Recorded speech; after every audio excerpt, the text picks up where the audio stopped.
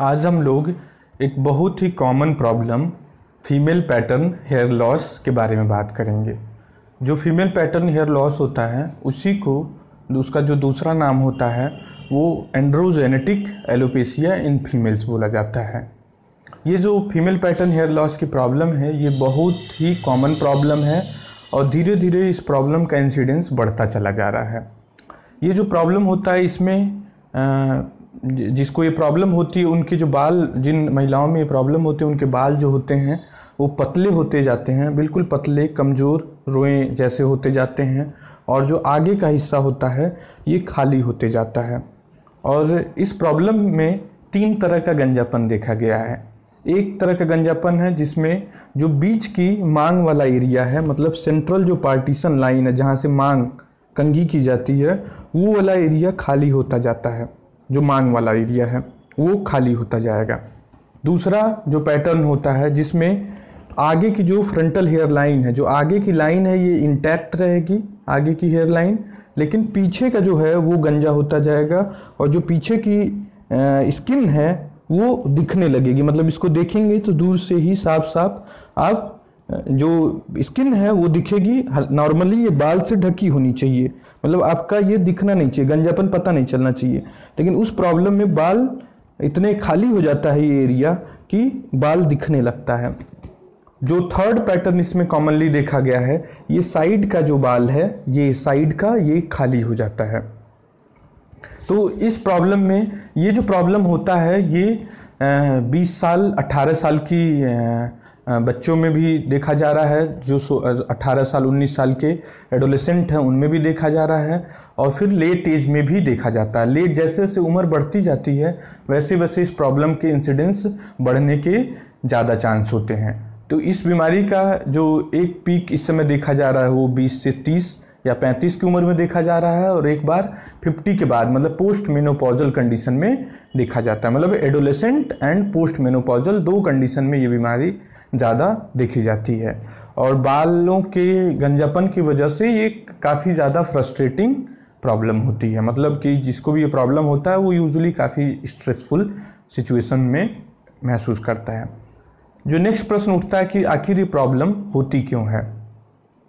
तो ये प्रॉब्लम होने के पीछे कारण होता है कि जो हमारी एक बाल होती है उसकी उम्र जो होती है उसको उम्र लगभग 2 से 6 साल होती है, साथ एवरेज जो होती है वो 3 साल होती है।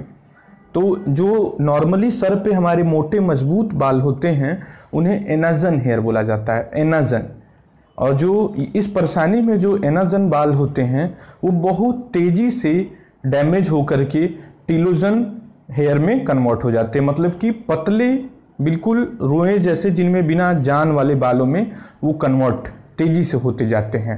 तो जो बालों की उम्र जो 2 साल से 6 साल थी वो घट करके सीधे 3 महीने से 6 महीने के बीच में रह जाती है। मतलब उनकी उम्र बहुत ही ज़्यादा कम हो जाती है। तो वो तेज़ी से पतले होकर के फिर वो जल्दी से गिर जाते हैं। अब फिर जो बाल गिर गए, मतलब जो हेयर रूट्स थे, जो सॉकेट था बाल का जहाँ पे नया बाल बन जाना चाहिए साधारणतः, वहाँ पर नए बाल उगने में भी देरी हो जाती है और कभी कभी नया बाल उगता भी नहीं है। तो इस पूरी प्रक्रिया को मिनिएचराइजेशन बोला जाता है। मतलब आपके बाल बिल्कुल ही सकरे हो गए, पतले हो गए, जिनमें जान नहीं रह गए, फिर वो गिर गए और उसके बाद उस जगह पर नया बाल आने की प्रक्रिया भी एकदम धीमी पड़ गई। तो ये इसकी कोर पैथोजेनेसिस होती है, मतलब पैथोलॉजी हो गई। लेकिन ये परेशानी आखिर इस तरह से हमारा बाल रिएक्ट कैसे करता, मतलब ऐसे कैसे होने लगा, तो उसके पीछे मल्टीपल कारण पाया गया है। तो जो सबसे महत्वपूर्ण कारण पाया गया है इस बीमारी में वो पाया गया है जेनेटिक्स, आनुवांशिकी। तो जैसे कि यदि ये प्रॉब्लम है तो उसमें 50% से लेकर 60% महिलाओं में एडोलेसेंट्स में मदर या फादर साइड में एंड्रोजेनेटिक एलोपेशिया की हिस्ट्री होती है। मतलब कि माँ या पिता की तरफ दोनों साइड में किसी न किसी को गंजापन की शिकायत होती है। तो जो मेल्स में गंजापन आता है उसका पैटर्न थोड़ा सा अलग होता है। उसमें आगे की लाइन पीछे भागती है और एंगल साइड का पीछे भागता है। जो फ्रंटो टेम्पोरल एंगल है ये अंदर की ओर जाता है और आगे की लाइन पीछे की ओर जाती है। लेकिन इसमें थोड़ा सा डिफरेंस होता है। इसमें थोड़ा सा डिफरेंस होता है। और कई बार इस बात से भी लोग कंफ्यूज हो जाते हैं कि उनके माता पिता की उम्र ज़्यादा हो गई, मतलब कि 40-50 साल के ऊपर हो गई, तो वो साधारण गंजापन है। नहीं, वो बिल्कुल ही गलत है। यदि इस तरह का पैटर्न लॉस, मतलब कि आपके पिता की बाल की जो हेयर लाइन है वो पीछे जा रही है, ये जो एंगल है वो पीछे जा रहा है, ये सर का ये वाला हिस्सा खाली हो रहा है और ये वाला हिस्सा बच जा रहा है, तो ये टिपिकल जेनेटिक एलोपेशिया का एग्जाम्पल होता है। तो ये जो होता है सबसे इम्पॉर्टेंट कॉज में पाया गया है कि जेनेटिक्स। दूसरा जो इम्पॉर्टेंट कॉज पाया गया है वो है हार्मोन। हार्मोन में जो इसमें इसके पैथोलॉजी में जो हार्मोन इन्वॉल्व होता है वो होता है सेक्स हार्मोन।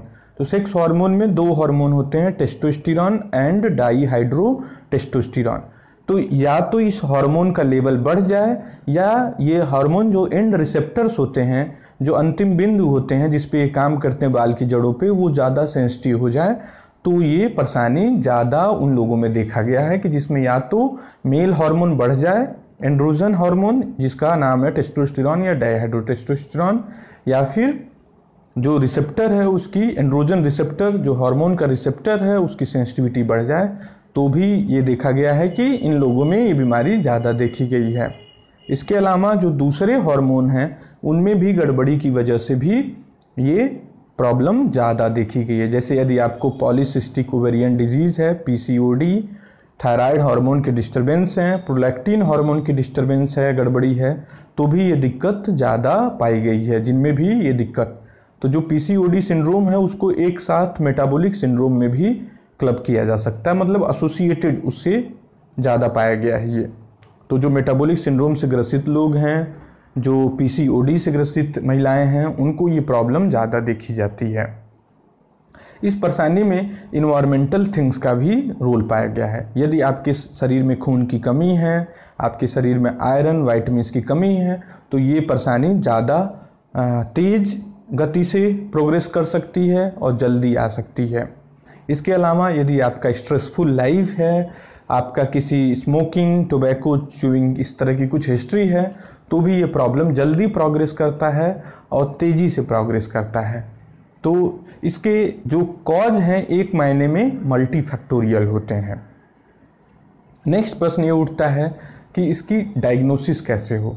तो इसकी डायग्नोसिस जो होता है यूजुअली बहुत ही इजी होता है, बहुत ही आसान होता है डॉक्टर के लिए। वो इजीली आपके बालों के पैटर्न को एग्जामिन करके डायग्नोस कर सकता है। कुछ केसेस में हमें कुछ हैंड हेल्ड इंस्ट्रूमेंट आते हैं, जैसे डर्मोस्कोप, मतलब हाथ में पकड़ने वाले माइक्रोस्कोप, जिससे कि बाल की जड़ों को देख लिया जाता है, उससे पता चल जाता है। इसको डर्मोस्कोपी बोला जाता है।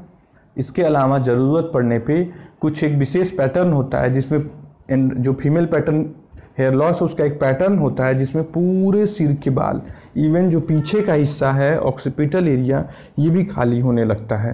तो ये पैटर्न जो होता है ये बहुत रेयर पैटर्न होता है। तो इस पैटर्न में भी एक दूसरा बीमारी होती है डिफ्यूज एलोपेशिया एरिएटा। तो कभी कभी उससे डॉक्टर को कन्फ्यूज़न होती है, तो उस कंडीशन में ही डॉक्टर आपका बायोप्सी, एक छोटा सा टुकड़ा आपका लेकर के स्किन का, सिर से छोटा सा बिल्कुल 2 mm या 3 mm या 4 mm का टुकड़ा लेकर के उसको माइक्रोस्कोप में देख लिया जाता है। तो उसी कंडीशन में बायोप्सी की आपका डॉक्टर एडवाइस कर सकता है। अदरवाइज साधारण एग्जामिनेशन, मतलब देख करके, जांच करके और डर्मोस्कोपी के द्वारा ही इस बीमारी की डायग्नोसिस कर ली जाती है।